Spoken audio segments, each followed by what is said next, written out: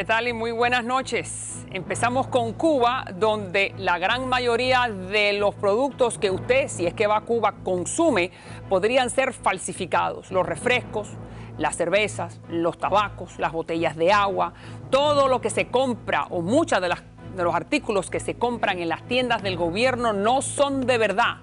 Y como dije, si usted los compra como si fueran auténticos y además los paga con dólares o CUCs. Ya le explico de qué se trata. Además, regresa la doctora María Schneider. Un gran jurado ha determinado que la agencia encargada de cuidar a los niños que están en manos del Estado ocultaba las muertes de muchos menores para tapar sus propios errores. Estamos hablando de un hecho muy grave. Vamos entonces ahora al fútbol, donde la estrella de ese deporte, Luis Suárez, específicamente del equipo del Uruguay, le ha costado muy cara la mordida. En otras palabras, la mordida lo sacó del juego.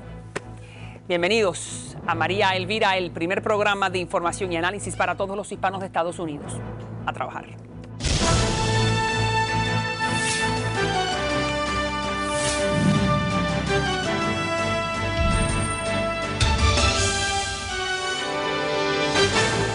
Bueno, el gobierno reconoce que la industria de las adulteraciones se ha vuelto muy ingeniosa durante los últimos tiempos y según el sitio oficial Cuba Debate, existen lazos que van desde los propios negocios hasta redes comerciales. Fíjense este video sobre una fábrica ilegal de cerveza en Guantánamo.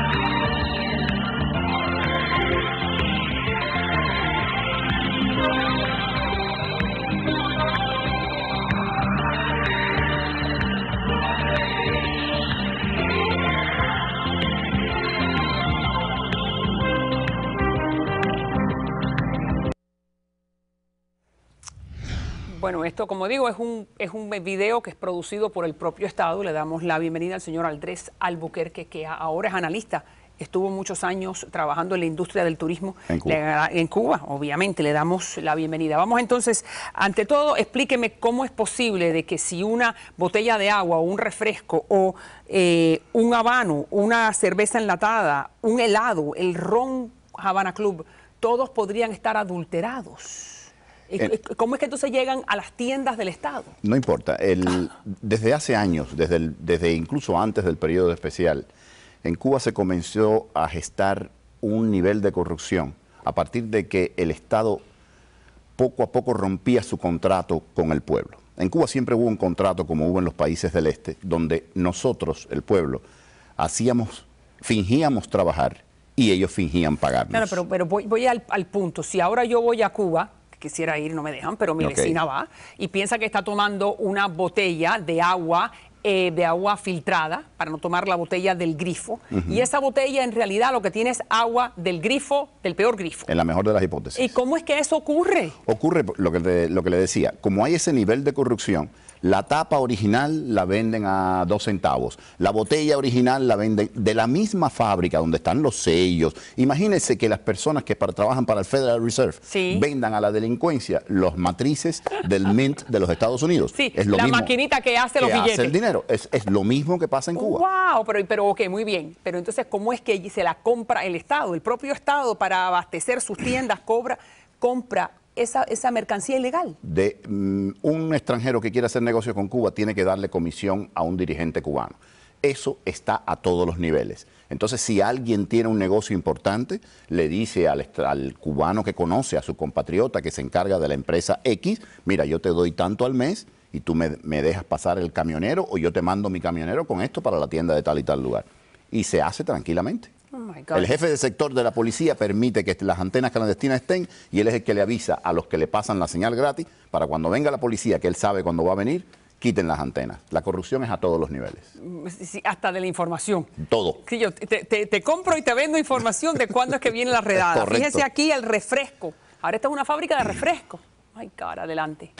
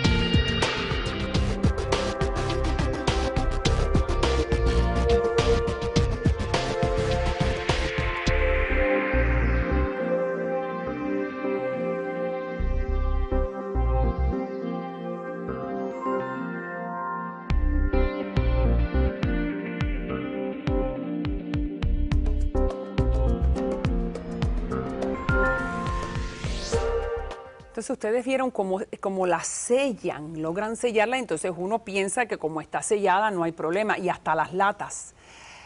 Es muy posible que hasta la lata original que hace otra fábrica, ellos desvíen 1% de esas latas por un precio, que seguramente que es mejor que el salario miserable que la persona gana al año, y logra tener la lata original. Después esta máquina que vemos que sella la tapa, no tiene ningún problema, es rudimentaria sí, pero cuando él hace 100... ya él ganó lo que tenía que ganar. No necesita hacer 10.000 ni 1 millón. No es la embotelladora de Coca-Cola, no necesita hacerlo. Él es un retailer, no es un wholesaler.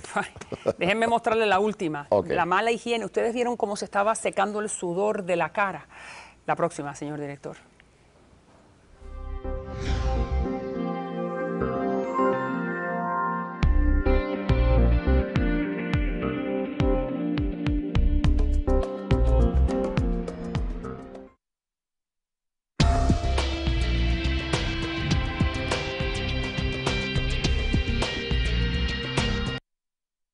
Bueno, claro, estábamos recalcando la mala higiene. Ahora explíqueme cuál es la razón para que el Estado cubano ponga esto en una de sus portales más importantes. ¿A quién quiere asustar? ¿Qué mensaje quiere enviar? Porque esto para el turismo que viene de los Estados Unidos es nefasto. Sí, yo percibo, y todo es especulación porque con Cuba nunca se sabe nada, pero yo percibo que hay un intento sostenido por parte del régimen de enfocar determinadas deficiencias que tiene, no porque haya adquirido de pronto espíritu autocrítico, sino porque tiene intención de mover la mata, como decimos en Cuba de alguna manera.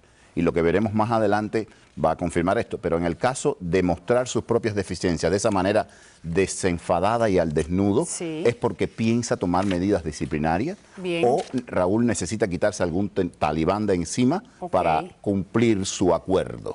Pero igual afecta grandemente la industria del turismo de la gente que va a ver a la familia. Esto no llega a Europa, Italia y España, donde están los principales emisores, no llega. Y el comunitario, como le dicen a nosotros, va a ir de todas maneras.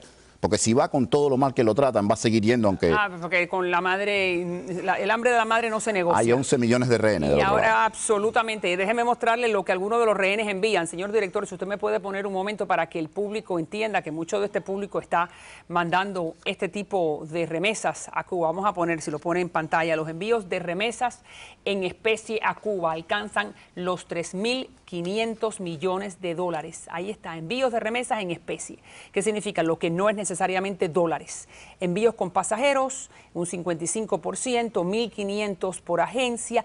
En total, 3.500 millones de dólares entre jabón, champú, medicina, comidas enlatadas. Eso es lo que no es en dinero. Vamos entonces a poner ahora en dinero. 2.800 millones de dólares. Son 6.000 millones de dólares. 6 millones con B. Sí, que en inglés serían 6 billion. En español, 6.300 millones de dólares que está recibiendo de los exiliados en el resto del mundo, la isla de Cuba. Así cualquier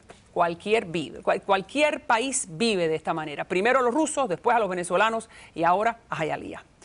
He aprendido que la gente está ahí está Silvio Rodríguez siguiendo la tónica de lo que estamos hablando.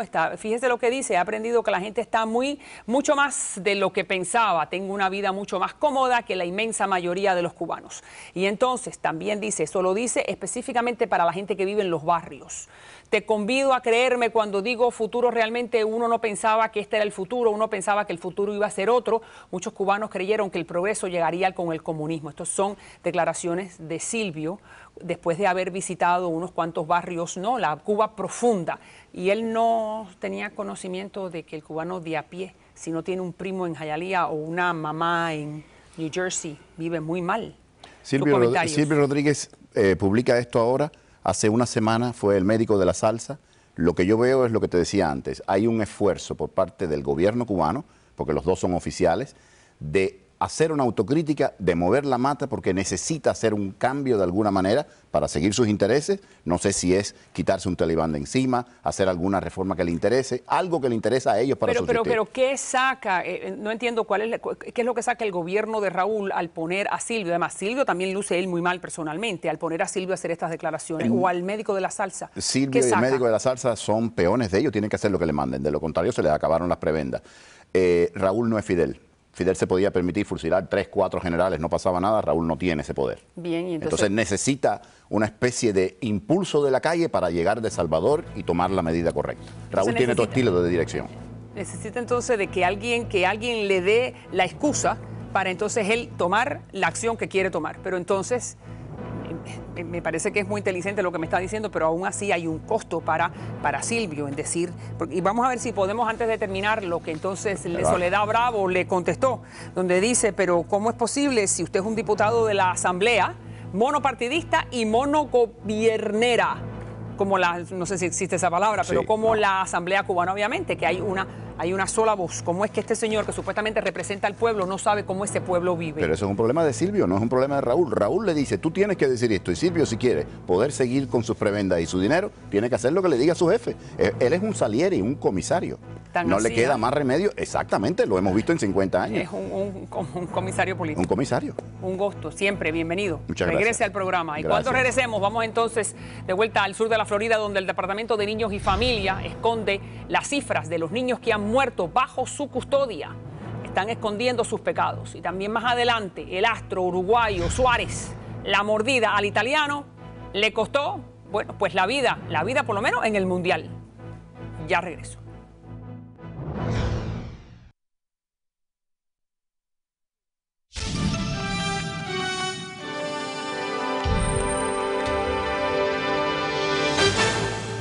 Bueno, vamos entonces a hablar de cosas tristes. Un gran jurado ha determinado que la agencia encargada de cuidar a los niños en manos del Estado, los niños que han sido retirados de sus padres porque sus padres no se portan bien, esa agencia ocultaba las muertes de muchos de esos menores para tapar sus errores. Algo que es extremadamente grave. ¿Y quién mejor que la doctora María Schneider, que es fiscal juvenil del condado de Broward, que está aquí con nosotros? Gracias, doctora, por estar nuevamente. Vamos a poner una serie de placas para que usted vea la investigación que hizo el periódico local, donde pone al Children and Family bajo la lupa. Y ahí está, en la Florida, durante los últimos 6 años, murieron más de 400 niños cuyas familias estaban siendo monitoreadas por él. Entonces significa que niños que ya estaban bajo la lupa se mueren. Que Cuénteme. estaban bajo la lupa en el momento o que habían estado bajo la lupa y habían sido devueltos a sus padres. María Elvira, tenemos que reconocer de que estas son las circunstancias más difíciles. Hay muchos trabajadores sociales, hay muchas personas que trabajan para el departamento, que son personas honestas, sinceras, que se anhelan por hacer lo mejor por los niños, y siempre van a haber cosas que pasan porque son las situaciones más difíciles con las que una persona humana pueda lidiar. Pero obviamente estamos teniendo una epidemia del poco cuidado, de la poca organización. Ok, poca cuidado y poca organización. Vamos a la parte de la organización. ¿Y dónde es que falla? ¿Dónde es que usted considera que está el meollo del asunto? Bueno, para eso tenemos... 500 niños muertos. No te tengo ni que dar mi opinión. Te puedo dar la opinión del gran jurado que se ha empapado sobre el tema. La organización no está ni siquiera contando correctamente los niños. Estoy segura que te acuerdas del caso de Nubia Barahona, ¿no? Un caso que pasó en febrero de 2011. ¿Tú sabes cuándo vinieron a contar a Nubia como una de las niñas fallecidas? Abril de este año. Así que por todo este tiempo... ¿Cómo que contarla si sabemos que estaba muerta porque la encontraron en un vaso, en una bolsa llena de pesticidas? Falta de organización. Falta de organización. Entonces no podemos de verdad juzgar si están haciendo un buen trabajo o no, cuando ellos mismos no están fichando, no están contando, no están respondiendo adecuadamente, yo pienso, de lo que está pasando. Fíjense, vamos a ver otra de las placas, nuevamente para darte más argumentos, para que tú nos los expliques. La investigación viene por el periódico El Miami Herald y ahora se mete el gran jurado. La investigación se llama Víctimas Inocentes, la región sureste, que es la de Port St. Lucie, Broward, ¿no es así? Miami-Dade. El sur de la Florida. Viene siendo todo el sur de la Florida. Mantuvo deliberadamente a 30 niños fuera de los...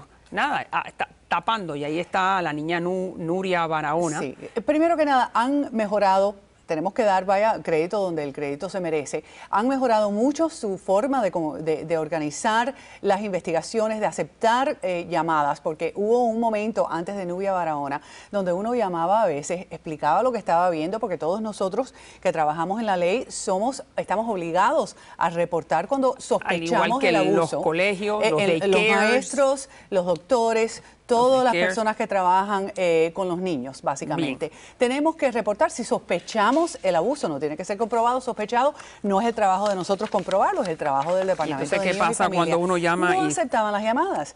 Vamos a suponer que tú llamabas y decías de que sospechabas que un niño de 12 años, esto te va a escalofriar, pero bueno, es así, estaba teniendo sexo con un niño de 4 años. Wow. No aceptaban la llamada. ¿Pero cómo que no la aceptaban? Porque los dos eran menores de edad. ¿Entonces a dónde había que llamar? Bueno, ese es el problema. Y ese es nada más que un ejemplo. Han habido muchos casos diferentes donde no aceptaban la llamada. Después de lo que pasó con Nubia, donde los mismos profesores de Nubia habían llamado, habían reportado que ella estaba perdiendo el pelo, que había perdido el peso. No era normal lo que le estaba pasando a esa pobre criatura.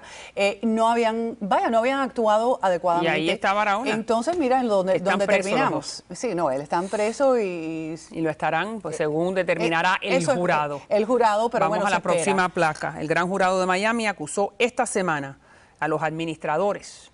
Wow, a los administradores, vamos a la próxima placa. Acusó esta semana a los administradores de Children and Family de manipular intencional y deliberadamente la investigación de las muertes causadas por el abuso y la negligencia. Entonces se están tratando de tapar sus propios pecados. Más o menos, aunque han mejorado mucho su forma de investigar desde el fenómeno de Nubia y lo han mejorado, todavía han clasificado las muertes que obviamente para nosotros serían muertes que han sido a base de o el abuso o el descuido, no las clasifican como muertes inapropiadas. Ok, ¿qué usted me quiere decir con clasificar una muerte? Cuando te mueres, ¿no? ¿Cómo que clasificarla? Te mueres, pero bueno, ¿te moriste porque tus padres abusaron de ti o tus padres te abandonaron o te moriste porque hubo un accidente? Hay una diferencia bien grande. Entonces, lo que se está quejando el gran jurado es de que hay muchas muertes que las clasifican como accidentes, que uno como persona sensata no consideraría accidentales. Un ejemplo que dieron en el periódico es una madre que estaba en una piscina con el niño en la piscina y estaba texteando. Estuvo texteando por horas sin ocuparse de que un niño pequeñito, no estamos hablando de un teenager, un niño pequeñito estaba en la piscina, el niño se ahogó. Entonces eso lo encontraron, lo clasificaron como una muerte accidental. Cuando una madre no está cuidando, esa es una muerte por descuido y es una madre que ya estaba bajo la supervisión de ellos. Pero eso es lo que le iba a decir, de los 477 que están muertos, ya estaban bajo investigación de Children's and Family. Y si tú estás bajo investigación es porque tiene que haber algún indicio de que tú no lo estás haciendo bien como padre. O estaban bajo investigación o habían salido, en algún momento habían estado investigados, porque muchas veces cierran las investigaciones, dicen de que no hay causa, entonces no están monitorando a la familia. Entonces vemos estos fenómenos. Te vuelvo a repetir, es un trabajo muy difícil. Los trabajadores sociales, la mayoría parte son personas fantásticas, pero tenemos que mejorar. Tenemos que mejorar el entrenamiento, la supervisión, tenemos que pagarle un salario adecuado para que las personas que son buenas de verdad sigan en el trabajo y tenemos que supervisar para que los que no están haciendo el trabajo no lo hagan. Bueno, pero entonces el Estado tiene un gran problema. Déjame solamente, y de eso vamos a seguir hablando, de esta situación con los niños muertos bajo el cuidado del Estado. Hay otro caso que yo sé que es tuyo, que es 2 niños que no tienen estatus legal, han sido acusados por haber matado a un proxeneta en una transacción con una prostituta. ¿Qué es eso? Ahí están en pantalla. En diciembre del 2011, estos 2 muchachitos que a la edad tenían las edades de 14 y 17 años en el momento, en la ciudad de Hallandale, a las 2 de la mañana salieron buscando una prostituta. Se encontraron un muchacho de 31 años que les dijo, bueno, yo los llevo a una muchacha y sabemos que lo hicieron porque hay video de que enseña de que estaban haciendo contacto con por lo menos una mujer. Bien. No dio resultado. ¿Contacto sexual? ¿Estaban en contacto sexual? No, estaban tratando de negociar un precio. Bien. No lo negociaron. El padre de los muchachos estaba supuestamente trabajando. Los padres estaban trabajando. Porque trabajaban de noche, de madrugada. Todos en el país ilegales. En el momento. Entonces, bueno, para hacer el cuento corto, los 2 muchachos atacaron al muchacho de 32 años, de 31 años en ese momento. Lo apuñalaron varias veces con un bolígrafo abajo del cuello. Le causaron tremenda herida en el abdomen con una botella rota. O con una botella rota. No solo con un bolígrafo, una pluma. Terminaron asfixiándolo, aunque el examinador médico dijo de que hubiera muerto lo mismo que por la asfixia o por la cantidad de golpes que le habían dado en la cabeza. Tenía tanta hinchazón en el cerebro, tanta sangre en el cerebro que hubiese morido. Lo que no vivió suficiente para morir de eso. Fue un asesinato brutal. Hasta los policías, hasta los profesionales que investigaron eso, estuvieron sorprendidos del grado de la brutalidad. Y son muchachitos de 14 y 17 años, sin ningún pasado criminal de lo que sabemos, porque claro que como no estaban en este país no sabemos exactamente. ¿Qué dicen los padres? Atónitos igual que nosotros, igual que todos los que han visto lo que ha pasado, porque como te puedo repetir, yo he visto muchos asesinatos, pero el grado de la violencia en es y de algo, la ira. De la ira, aunque sean menores, ¿cuántos años podrían enfrentar en Bueno, cárcel? estaban enfrentándose cadena perpetua, pero la familia del fallecido encontró mucha compasión en sus corazones y por la edad les pidió al juez una sentencia de 10 años y de 12 años, 10 años para el menor, 12 para el otro. En el momento de la sentencia, que fue el día de ayer, el menor tenía 15 años, va a cumplir 16 en unos días, y el mayor tiene 18 años. Así que, aunque es una sentencia larga, es una sentencia significante, es mucho menos de lo que se enfrentaron. Y tenemos que acordarnos que el muchacho de 31 años tenía un hijo que ahora tiene 8 años, un hijo que jamás va a conocer a su padre. Que hacían a las 2 de la mañana y los padres trabajando para darles a ellos un mejor futuro. Bueno, para eso vinieron. Claro, para eso vinieron y este es el futuro que encontraron. Ahí está, en la cárcel. Una tragedia. Gracias, María. Que Dios los bendiga. Siempre un gusto en tenerte. Hasta la próxima. Y cuando regresemos, vamos entonces a hablar de alguien que también le ha costado muy caro sus acciones. Al astro Luis Suárez, de la Celeste. La mordida que le dio al italiano en el Mundial lo sacó del juego, literalmente. Y más adelante se agrieta el socialismo del siglo XXI en Venezuela. Ya le explico por qué. No se vayan.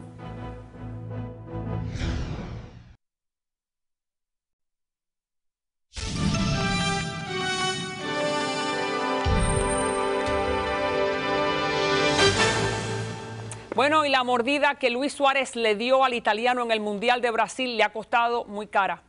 4 meses sin jugar, 9 juegos suspendidos con la selección de su país, que es Uruguay, y una multa de $110.000.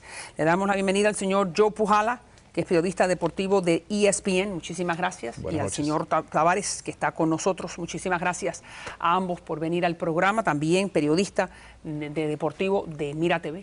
Entonces, cuénteme, son $110.000, pero eso no es lo más difícil, ¿no es así? Claro, lo más difícil es que... O bueno, lo más peligroso, lo más lamentable. Le cuesta a la selección uruguaya y a una nación que estaba contando con él. Desafortunadamente no va a poder jugar el sábado contra Colombia y ahora las cosas cambian por completo a la selección uruguaya. ¿En qué sentido cambia? Bueno, es el mejor jugador no solamente de su equipo, es considerado entre los 5 mejores a nivel mundial. Que él ahora esté suspendido y que no pueda jugar, pues afecta de una manera enorme a esa selección. Juega el sábado con Colombia, lo cual significa entonces que va a pasar. Lo que decía Joe, es el inspirador del equipo de la selección uruguaya. Cuando falta un hombre clave en un equipo, como es el caso de Luis Suárez, veo muy pocas posibilidades al equipo de Uruguay frente a Colombia. Lo llamativo es que el presidente de la Federación Uruguaya está diciendo que no se ha comprobado para él, para la Federación Uruguaya, que Luis Suárez mordió al italiano. ¿Quién lo mordió entonces? No sé quién lo mordió, porque en las imágenes se ve que lo mordió completamente. Además, es la tercera mordida de Luis Suárez. En Holanda en el 2010, después en la Liga de él en Inglaterra. En Holanda le costó 7 juegos, en la Liga de Inglaterra le costó 10 y ahora le está costando 9 partidos con la selección Uruguay, 4 meses. Le está costando el Mundial. No es así, le está costando el Mundial, donde todos estos teams o estos equipos sueñan, o el gran logro de su vida es llegar al Mundial y hacer una representación o una labor digna, ¿no es así? Claro. Entonces, ahora, pero también el equipo puede apelar, no es que aquí se acabó la fiesta. 3 días. Diga, 3 días. 3 días, ¿qué pueden hacer en los 3 días los uruguayos? Bueno, 3 días para apelar tienen los uruguayos. Ante la FIFA, si la FIFA rechaza la apelación, entonces puede ir también a Suiza, Luis Suárez, a realizar otro tipo de apelación. Pero bueno, yo creo que esto va a ser un escarmiento. No creo que le vayan a pasar la mano a Luis Suárez, le vayan a pasar la mano porque ya es la tercera vez y esto no se debe hacer. Lo interesante de esto, Joe, y que querías ver la opinión de Joe, es que un jugador de alto rendimiento, 4 meses fuera de una actividad futbolística, en este caso del fútbol, le puede costar su carrera, porque aunque él esté entrenando, no es lo mismo estar entrenando que estar en campeonatos, y él no puede hacerlo. No, le están quitando la posibilidad de demostrar sus talentos. No solo eso, se hablaba que él pudiera llegar a un Barcelona en el futuro. Eso también ahora queda en duda. Él no puede entrar en ningún estadio de la FIFA, no puede tener nada que ver con nada de la FIFA en este momento. ¿Qué ha dicho él después? ¿Qué ha dicho? ¿Cuáles son los argumentos que él utiliza para justificar sus acciones? En primer lugar dice que no lo hizo y en segundo lugar dice que esto es parte del juego. Dice que esto es parte del juego y que peores cosas suceden en un juego de fútbol. Lo llamativo es que siempre busca morder por el cuello o por el hombro. Eso es lo llamativo. Se encima de no te muerde la pierna. No, es en el cuello o en el hombro. Drácula. Y eso es lo que verdaderamente, bueno, le ha costado a Luis Suárez, en este caso, que yo creo que ha sido muy poco inteligente de su parte. Hay gente que dice, bueno, a lo mejor puede tener algo dentro de su organismo que pueda tener, que le salga como una rabia, una ira. Eso es cuento. Eso es cuento. Bueno, no sabemos cómo ha sido la niñez o no, las experiencias de vida para que tenga ese o a lo mejor, instinto tan violento. Algunos jugadores que comen una merienda antes del juego, a lo mejor él llega al campo como dicen los Peachy Boys, ¿no? que es que tenía hambre. Vamos entonces a los Estados Unidos. A los Estados Unidos lo están haciendo bastante bien. Pasaron. Dígame, pasaron. Pasaron a octavos de final. Perdieron, pero clasificaron. Ganaron perdiendo en sí. Muy bien. Y ahora tienen cita con Bélgica la semana que viene. Han lucido muy bien. Es la segunda vez en la historia de los Estados Unidos que pasa a la segunda ronda en mundiales consecutivos. Lo hicieron en Sudáfrica y ahora lo hacen hoy en esta ocasión en Brasil. Aquí había un comentario, rumores, estos son rumores del fútbol, ¿no?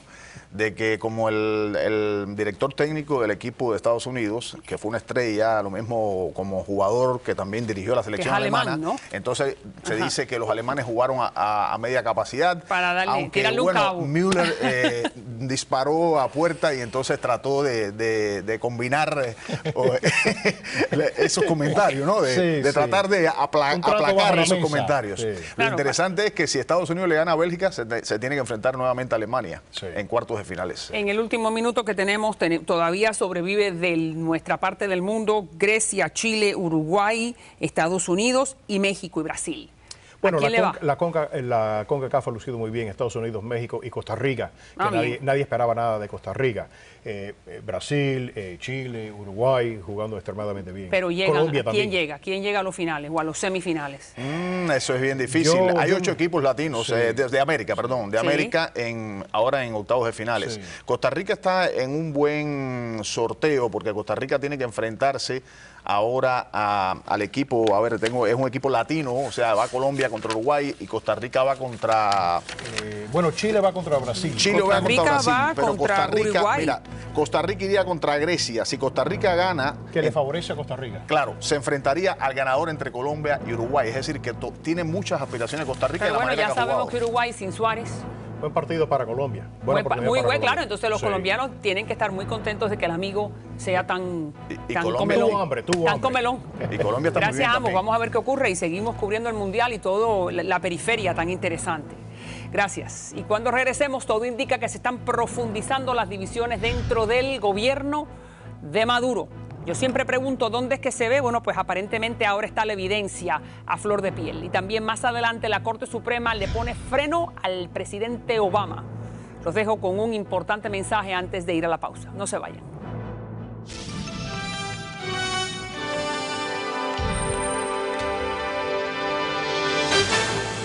Y antes de continuar, le damos la bienvenida al señor abogado Oniel González, que es un experto en accidentes. ¿Cómo está usted, caballero? Gracias, bien, un placer de estar contigo. El gusto es nuestro. Estamos en época de vacaciones, nuestros hijos, nuestros niños están en casa de los amigos.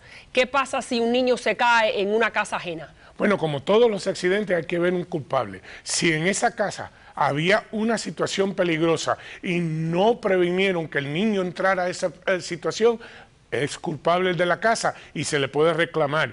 O si no lo supervisaron correctamente, también es culpable el dueño de esa casa. Wow, eso no lo sabe mucha gente que invita a niños a sus casas, así que es una buena alerta. ¿Y qué pasa si se cae en un parque, en un centro de diversiones, en una feria, en un lugar público?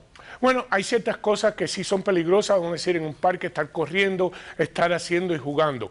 Pero si el parque está hecho para eso, pues entonces no puede haber peligro y situaciones peligrosas. Si las hay, el dueño del parque es el responsable al niño. Muy bien, ahora sabemos que el niño es menor y como es menor, los padres son los responsables, los que tienen que firmar por él cuando hace la reclamación al seguro.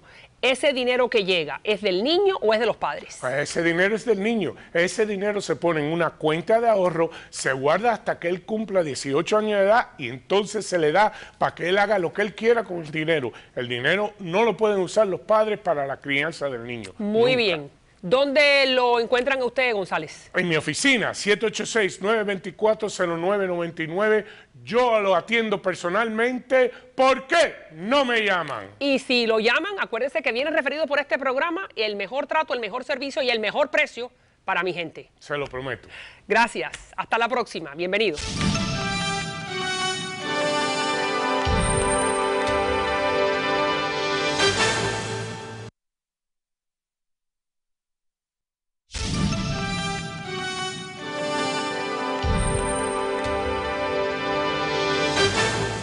Voy a la reunión de la Dirección Nacional del PSUV, que está convocada por el primer vicepresidente Diosdado Cabello.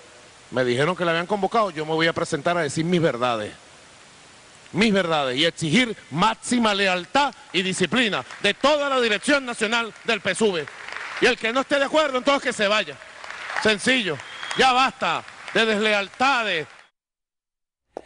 Le damos la bienvenida al señor Horacio Medina. Muchísimas gracias. Que Medina, buenas noches, secretario ejecutivo de la Mesa de Unidad Democrática de la MUD en Miami. Gracias. Ahora, ¿a quién se está refiriendo el presidente Maduro? ¿Quiere lealtad? ¿Quién es el que no le está rindiendo lealtad? El PSUV es la unión de partidos bolivarianos, socialistas, que son un grupo para aquel que no es hermano venezolano. Y es el próximo 28 de julio, que ustedes, los conocedores, dicen que es un momento muy importante para ver si en realidad hay división dentro del gobierno, donde está Diosdado por un lado y él por el otro. Ahora dígame, ¿a quién le está diciendo traidor? Bueno, evidentemente eso ya viene desde hace un tiempo atrás, lo habíamos venido mencionando. Sin embargo, es obvio que la carta de Jorge Giordani, que es quizás uno de los más grandes talibanes que existían dentro de este proceso que ya tiene 15 años, el respaldo que ha obtenido de Héctor Navarro, el respaldo que ha obtenido de otros dirigentes que definitivamente están acompañándolo en sus cuestionamientos a las políticas de Maduro, pues lo obligan a tomar ese tipo de posiciones. Aquí el asunto, María Elvira, es el siguiente. Definitivamente está muy claro que con la muerte de Hugo Chávez, verdadero líder carismático, con un discurso populista absolutamente controlador de todo lo que existía en este proceso pseudo-revolucionario, pues obviamente también hay una pérdida importante del poder. Maduro no tiene liderazgo, Maduro no tiene carisma y Maduro no tiene no es capaz de darle esa cohesión que necesita en esta coyuntura. Es por eso que desde hace mucho tiempo hemos venido manteniendo que hay una grieta muy profunda dentro del régimen en el gobierno, en el poder, y que definitivamente es allí donde hay que aprovechar. Maduro no llega a las clases populares y Maduro tampoco es seguido de una manera monolítica como lo era Chávez dentro del Partido Socialista Unido de Venezuela. Si llega a la masa. Bueno, yo creo que dentro del Partido Socialista Unido de Venezuela y del régimen no existe en este momento un personaje que pueda llegar, no está identificado. Y por eso está pidiendo disciplina a Maduro. Aquí está nuevamente el presidente.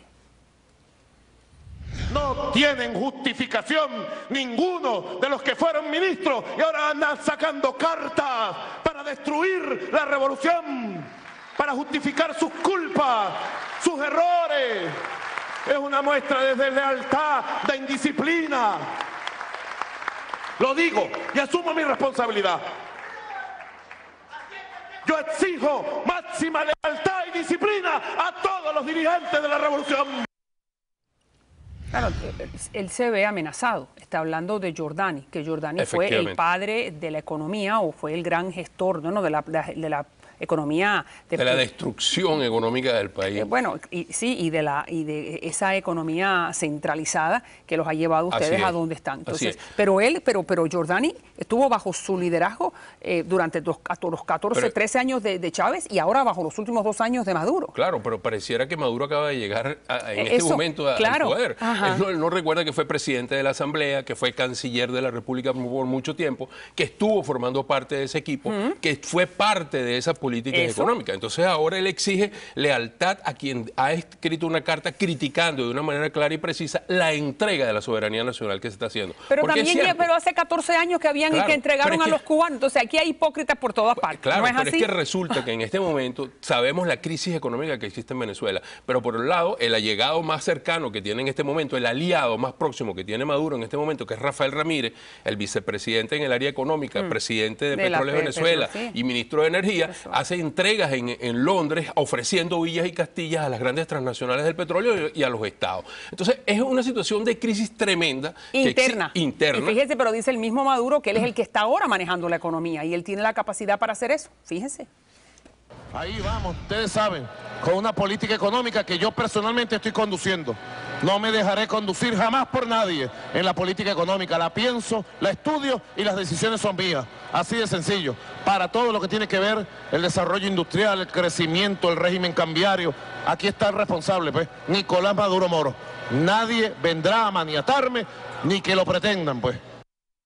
Confesión de parte, relevo de prueba. Ok, dígamelo otra vez, confesión de parte. Relevo de prueba, claro, no hay nada que probar. Él es el responsable. Es que definitivamente... Pero de ahora en adelante está diciendo. Bueno, de ahora en adelante no, ya tiene 1 año y medio en Macán, María Elvira. O sea, por el amor a Dios, todo lo que hemos venido diciendo desde hace mucho tiempo, él sencillamente le dio una continuidad y le dio un apoyo. Ante este tremendo fracaso, este terrible fracaso, que es cierto, no es producto del año y medio, es producto de 15 años, pero los cuales él ha avalado durante todo ese 15 años. Pero entonces, ahora, ¿qué pudiera venir ahora? Ya después que él asume la responsabilidad, ¿qué tipo de economía? Una economía un poco más abierta, de mercado, podría venir para Venezuela. Yo creo que no hay muchas posibilidades porque el gran problema es que no hay dólares ni cómo generarlo en el corto plazo. Y la crisis es de corto y de mediano plazo. Esto necesitaría algún otro tipo de medida que con ese modelo político que está en Venezuela no se puede implantar. Tendría que haber entonces un cambio del modelo político. Entonces estaría... ¿Modelo político o modelo económico? No, es que para cambiar el modelo económico tienes que cambiar el modelo político. Bueno, no necesariamente. Bueno, ahí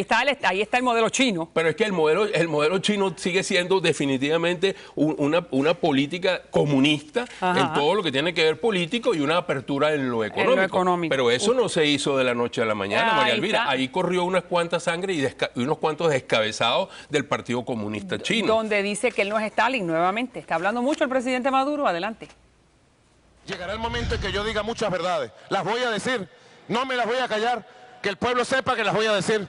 Para que se caigan máscaras que ahora están tratando de confundir al pueblo y de animar a los factores de la ultraderecha con sus conductas sinuosas, vacilantes, acusándome a mí que soy un nuevo Stalin, que Stalin. Yo lo que soy es el hijo de Chávez y estoy combatiendo y trabajando. Entonces, me parece que el presidente está hablando más de la cuenta, está mucho más combativo. El 28 de julio, que es la reunión del PSOE, ¿qué es lo que se puede ver? Dígame los dos escenarios. Yo lo veo muy tambaleante, muy inseguro y desesperado. Bien. Yo creo que lo único que falta y lo único que lo mantiene en el poder es que en la alternativa democrática de Venezuela no hay una convicción absoluta de lo que tiene que ser un frente amplio de alternativa democrática. Ustedes están divididos, en otras palabras. Pero yo creo que hay que buscar esa cohesión. Bueno, Leopoldo está preso. Esto es un elemento adicional para que eso suceda. ¿Qué pasa con los militares y Diosdado Cabello en esa reunión del 28? Yo creo que, acuérdate de esto, los militares son leales hasta que dejan de serlo. Bien, muchas gracias. Seguimos con Venezuela y que Dios la bendiga. Cuando regresemos, la Corte Suprema le dice no al presidente. Y ya regreso.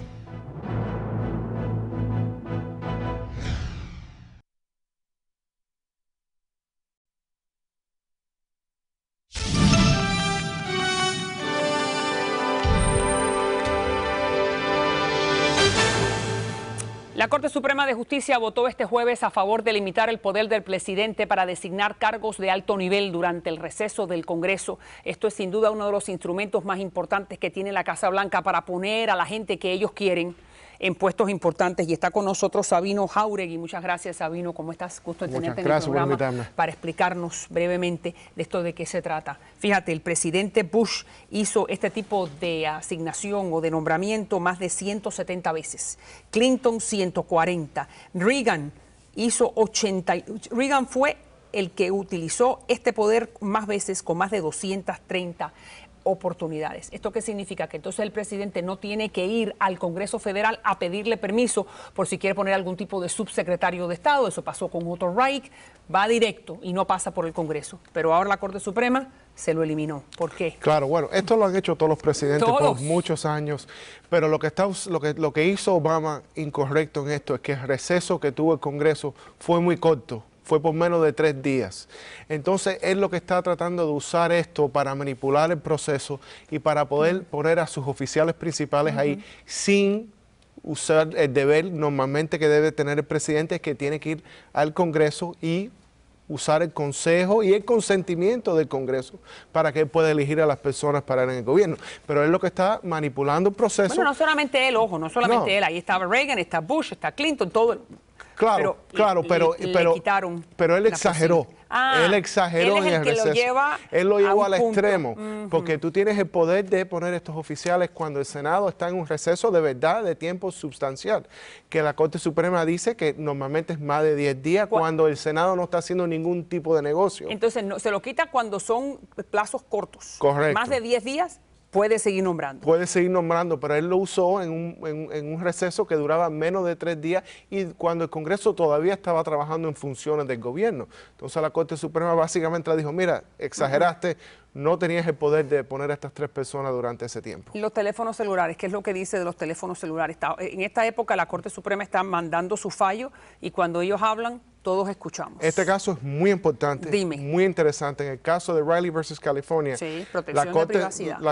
En la cuarta enmienda la Corte Suprema dijo, la policía no te puede registrar tu teléfono cuando te arrestan sin una orden judicial. Eso es muy importante porque durante todo este tiempo que empezó el teléfono, el smartphone, todo el mundo carga un iPhone, un Android, no había una ley establecida en este país de cuándo la policía podía registrar tu teléfono. Entonces la policía, cada vez que te arrestaban, iban y registraban tu teléfono, chequeaban tu cuenta de Facebook, tu cuenta de MySpace y sabían tu vida completa en ese teléfono. La Corte Suprema dijo, ya no puedes hacer esto, no lo puedes hacer bajo la ley. Si quieres revisar ese teléfono, tienes que ir al frente de un juez y pedir una orden judicial y mostrarle a un juez por qué es prevalente que tú vas a revisar ese teléfono cuando tú estás arrestando a alguien por algo que no tiene que ver nada con eso. Porque si te arrestan por un ticket de tránsito o manejar borracho, ¿por qué te van a revisar el teléfono? Porque ¿qué tiene que ver eso con nada? Claro, bueno, también todo esto viene después del 9/11, cuando la policía se llenó de más poder, ¿no? Claro. Se sintió que podían invadir un poco más la privacidad de los ciudadanos, pero bueno, ahí están los 9 magistrados para decir que no. Dime este servicio de Aerial, que yo no sé si mucha gente lo conoce, pero bueno, estaba yendo en contra de nuestra industria de la televisión. Claro. También le dijeron que no. También le dijeron que no, es una compañía que lo que estaba haciendo es que estaba retransmitiendo los programas de televisión por el internet. Una persona pagaba una mensualidad, ellos retransmitían ese señal y ganaban dinero de esa forma. Claro, todas las compañías de televisión, todos los productores estuvieron en contra de eso, le pusieron una demanda de oro y la Corte Suprema dijo que no, que ellos estaban actuando ilegalmente y que ellos no estaban simplemente rentando equipo como ellos alegaban, sino que de verdad estaban retransmitiendo la señal de todos estos productores sin pagarle nada de dinero. No, porque, por ejemplo, es como si ahora usted no tiene que ver este programa, no tiene que mirar Mira TV, lo ve a través del internet a las 3 de la mañana, entonces ya no se mide bien el rating. Claro. Y nosotros no sabemos quién está mirando y quién no. Claro, y no puedes usar tu función de cómo cobrarle a la gente que van a anunciar, a los advertisers, y básicamente estás perdiendo dinero mientras que ellos ganan dinero sin dar nada de intercambio. CBS y las grandes cadenas norteamericanas, en inglés, estaban en un grito. Claro. Aquí está Boehner, que es el tercer hombre más importante del país, el speaker de la Cámara, el jefe de la Cámara de Representantes, que dice que el presidente tiene que escucharlo. Aquí está. La Constitución deja claro que el trabajo del presidente es ejecutar fielmente la ley. A mi juicio, el presidente no la ha ejecutado fielmente. Bueno, sabemos que no son los mejores amigos Boehner con el presidente Obama, pero ha insinuado que le va a tirar a él la ley también arriba. Y lo puede hacer si él quiere, y claro, vamos a... ¿Qué podría hacer Boehner? Puede poner una demanda, al presidente. En una corte federal, pero esa es la belleza de nuestro sistema. Amén. Que ahora la Corte Suprema se ha metido ahí a esa separación de poderes, donde ningún poder es más fuerte que el otro y todo se balancea al final. El presidente no es más poderoso que el Congreso, ni la Corte es más poderosa que el presidente, ni es más poderoso que el Congreso. Es un balance que le da a nuestro país esa fortaleza. Amén. Vamos a ver, sé que hay más fallos de la Corte Suprema viniendo en estos próximos días, así que estás más que bienvenido. Gracias. Sobre todo el del matrimonio del mismo sexo, y bueno, ya hay otros. Vamos a ver cuáles son los interesantes. En los últimos 20 segundos, ¿cómo es que la Corte Suprema decide qué caso escuchar y cuál no? Bueno, la Corte todos los años coge como 10.000 casos, 10.000 peticiones. De esos 10.000 casos, ellos tienen secretarios, asistentes que hacen una evaluación de cada caso, le preparan un sumario a los jueces, a los magistrados, se lo dan a ellos y ellos determinan de esos 10.000 casos, cogen como 80 que ellos determinan que son casos importantes, donde hay un conflicto en la ley, donde ellos quieren aclarar la ley, que es lo que hacen ellos. Muchísimas gracias. 80 de 10.000. Siempre un gusto. Gracias, Juan. Mañana prometo leer los mensajes que llegan a través de las redes sociales. Ahí están Facebook, Twitter, YouTube y Instagram. Como siempre digo al final de todos los programas, si Dios contigo, ¿quién contra ti? Ahí está la página del internet para que usted pueda escribir y pueda ver programas anteriores si así usted lo quiere. Hasta entonces, hasta mañana.